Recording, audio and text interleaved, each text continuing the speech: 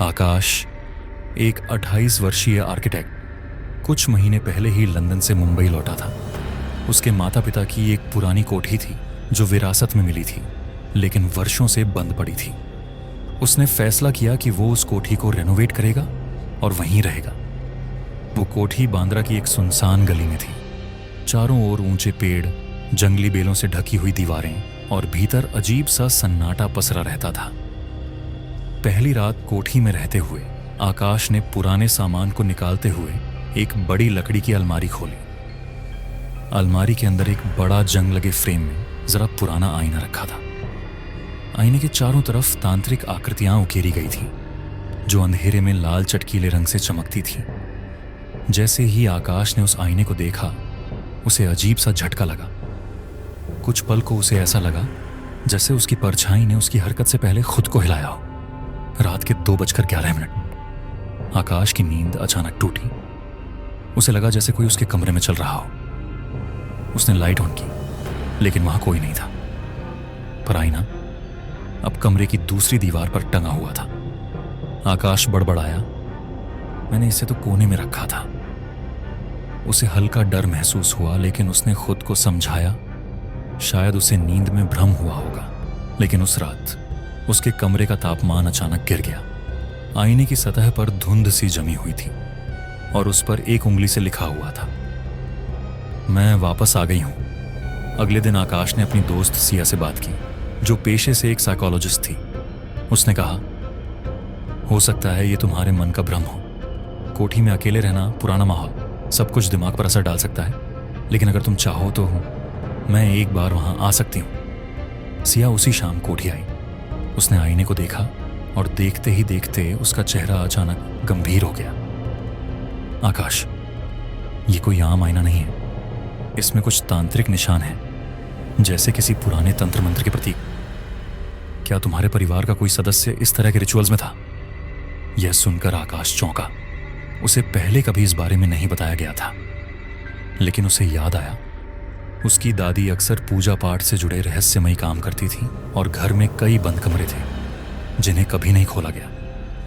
अगले कुछ दिनों में अजीब घटनाएं बढ़ने लगीं। आईना हर सुबह कमरे की अलग अलग दीवारों पर होता और आकाश कभी कभी नींद में चलता और सुबह खुद को आईने के सामने खड़ा पाता। एक रात उसने आईने में अपनी परछाई को खुद से अलग होकर चलते हुए देखा और एक दिन आईने में उसे एक लड़की दिखी। लंबे बाल, सफेद साड़ी, लाल आंखें, जो धीरे धीरे उसकी ओर झुक रही थी और बुदबुदा रही थी, तेरा समय पूरा हो गया है। सिया ने इस आईने के इतिहास की खोज शुरू की। उसने एक पुराना अखबार निकाला, सन 1965 का, जिसमें एक खबर छपी थी जिसमें लिखा था, बांद्रा की कोठी में युवती ने खुद को आग लगा ली। आईने से आती थी आत्मा की आवाज। आकाश की कोठी का ही जिक्र था उस खबर में। लड़की का नाम था अवनी। वह एक तांत्रिक की बेटी थी जिसने तांत्रिक शक्ति के लालच में अपनी आत्मा को आईने में कैद कर लिया था, अनंत जीवन की तलाश में।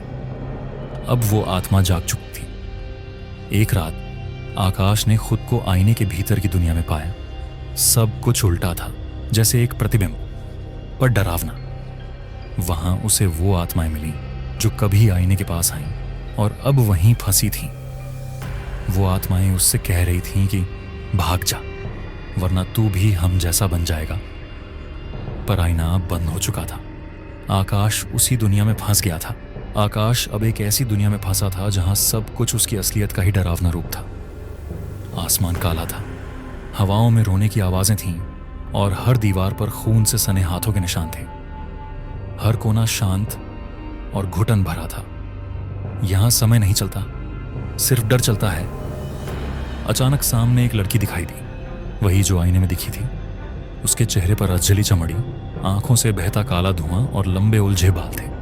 वो बोली, मैं अवनी हूं, ये मेरी दुनिया है। तुमने मेरा आईना छुआ, अब तुम भी यहीं रहोगे मेरे साथ, हमेशा के लिए। आकाश ने कांपती आवाज में पूछा, तुम क्या चाहती हो मुझसे? उसने कहा, मुझे मुक्ति चाहिए।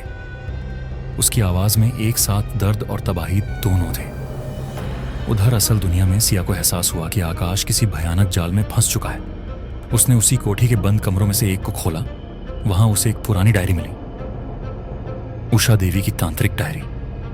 डायरी में लिखा था, आईने को यदि कोई पवित्र आत्मा छू ले तो अवनी जाग जाएगी, लेकिन अगर कोई उस आत्मा को फिर से जन्म दिला दे प्रेम से तो वह मुक्त हो सकती है। सिया समझ गई कि सिर्फ डर या पूजा से नहीं बल्कि करुणा से ही इस आत्मा को मुक्त किया जा सकता है। डायरी के साथ एक पुरानी तस्वीर भी थी जिसमें उषा देवी, जो कि आकाश की दादी थी, और एक बच्ची दिख रही थी। वह छोटी बच्ची अवनी थी। सिया को शक हुआ, कहीं अवनी और आकाश का कोई रिश्ता तो नहीं। डायरी के आखिरी पन्ने पर एक झटका देने वाला सच लिखा था, अवनी मेरी पहली बेटी थी। उसने तंत्र की राह पकड़ी और आत्मा को अमर करने की चाह में खुद को आईने में बांध लिया। उसका मोक्ष अब सिर्फ उसके ही खून से जुड़े किसी व्यक्ति से संभव है। आकाश ही उसकी मुक्ति की छाबी था। आईने के भीतर ही अवनी ने आकाश को अपनी पूरी कहानी सुनाई। मैं 16 की थी जब मुझे तंत्र विद्या सिखाई गई। सबने मुझे त्याग दिया, मां ने भी। बस एक आईना ही था जो मेरी बात सुनता था। मैंने उसमें अपनी आत्मा बांध दी ताकि कोई मुझे ना भुला सके। लेकिन अब यह दुनिया एक सज्जा बन चुकी है। मैं बस मुक्त होना चाहती हूं। उसकी आंखों में पहली बार एक इंसान झांका था। आकाश ने धीमे से कहा, अगर मैं तुम्हारा भाई हूं तो मैं तुम्हें छोड़ नहीं सकता। और तभी आईने की दुनिया कांपने लगी। आईने की डरावनी दुनिया अब बदलने लगी थी। वहां की हवाओं में कांपती चीखें थमने लगी थीं, जैसे किसी भूली हुई आत्मा को पहली बार अपनापन मिला हो। अवनी की आंखों में आंसू थे। उसने आकाश की ओर हाथ बढ़ाया, कांपते अधजले हाथ। वह बोली, तुम मेरे भाई हो। उसकी आवाज में वर्षों से दबा दर्द छलक रहा था। आकाश ने उसकी ओर हाथ बढ़ाया और धीरे से कहा, हां, और अब मैं तुम्हें अकेले इस नर्क में नहीं छोड़ सकता। जैसे ही दोनों के हाथ आपस में जुड़े, एक रहस्यमय ऊर्जा फैल गई।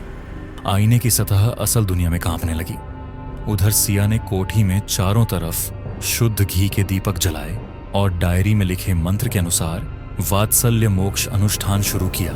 एक ऐसा तांत्रिक अनुष्ठान जिसमें प्रेम ही माध्यम बनता है आत्मा की मुक्ति का।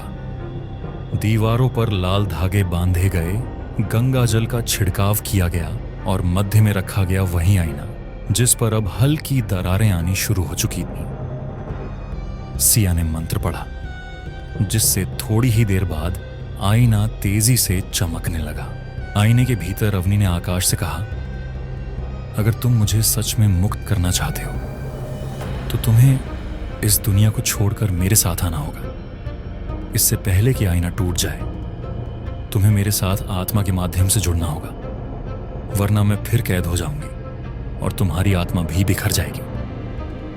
आकाश के सामने दो रास्ते थे, बाहर लौटकर अपनी जिंदगी जीना या अपनी आत्मा के हिस्से को देकर अवनी को मोक्ष दिलाना। उसने कुछ देर सोचा, फिर मुस्कुराया और बोला, मां ने तुम्हें ठुकराया था, मैं ऐसा नहीं करूंगा। तुम मेरी बहन हो और मैं तुम्हें मुक्त करके रहूंगा। उसने अपनी हथेली काट दी और अवनी की तरफ बढ़ाई।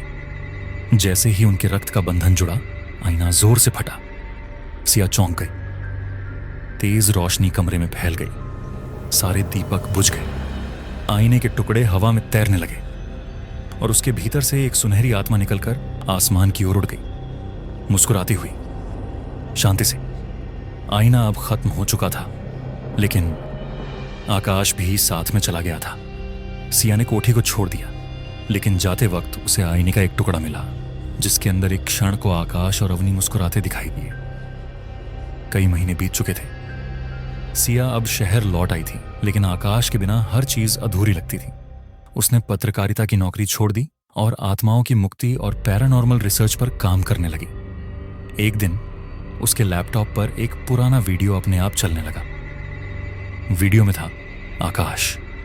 वो बोल रहा था, अगर तुम ये वीडियो देख रही हो सिया, तो मैं जानता हूं कि मैं अवनी को मुक्त कर चुका हूं, लेकिन मेरी आत्मा भी अब एक नए पड़ाव पर है।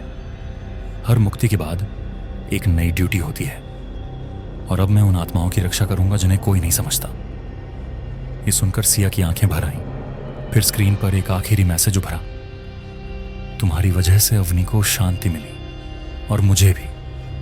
अगर कभी कोई और आत्मा मदद मांगे तुम जान जाओगी। उसी रात वहीं पुरानी कोठी में एक लड़का घूमता हुआ आया। वह कहता है कि मैं सुन चुका हूं इस कोठी के बारे में, वो आईना कहाँ है।